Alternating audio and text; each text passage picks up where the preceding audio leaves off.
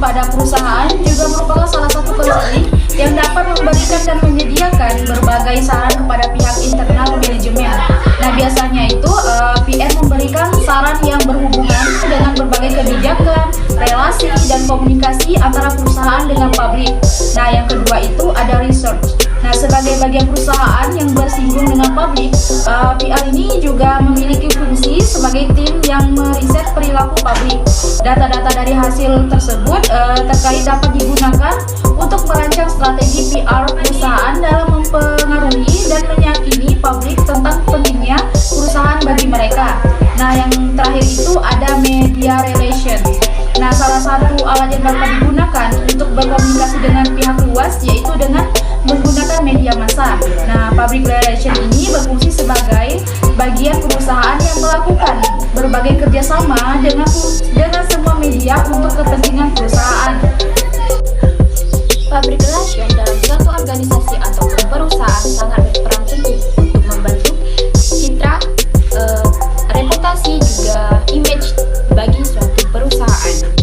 Public relation memiliki peran yang penting bagi suatu perusahaan ataupun organisasi. Yang pertama sebagai tenaga ahli, di mana public relation yang berpengalaman dan berkemampuan tinggi tentu saja diharapkan dan menemukan solusi serta melaksanakan solusi tersebut dalam menyelesaikan masalah hubungan dengan publik baik internal maupun eksternal. Yang kedua ada public relation sebagai fasilitator komunikasi, di mana public relation ini berfungsi sebagai mediator untuk membantu pihak manajemen dalam mendengarkan apa yang diinginkan.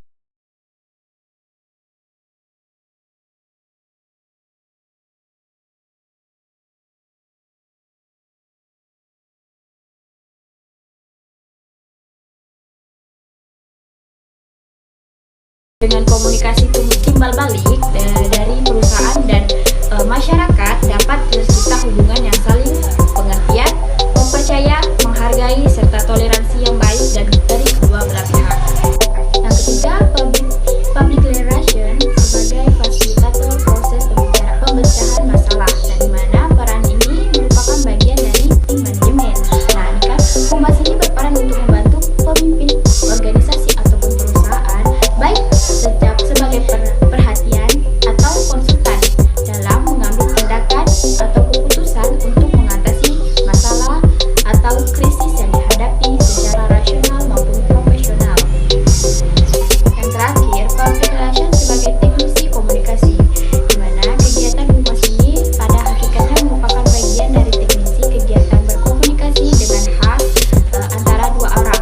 Nah, antara lembaga organisasi yang diawali dengan publik ataupun sebaliknya. Setelah melakukan kegiatan komunikasi tersebut, pihak humas harus mampu menganalisis untuk mengetahui timbal balik atau umpan baliknya.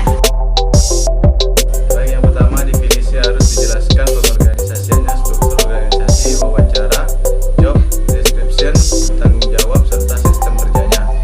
Yang kedua, struktur yang ideal berada di tingkat top level bila dilihat dari fungsi, tujuan, dan peranan PR.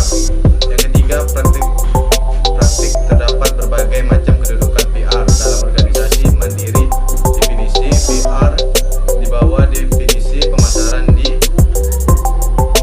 bawah corporate secretary, sebagian umumnya dijabat sekaligus oleh pimpinan organisasi tersebut. Yang keempat, dilihat dari tingkat strukturnya. Definisi PR ada yang berbagai di level atas, menengah maupun bawah, lower.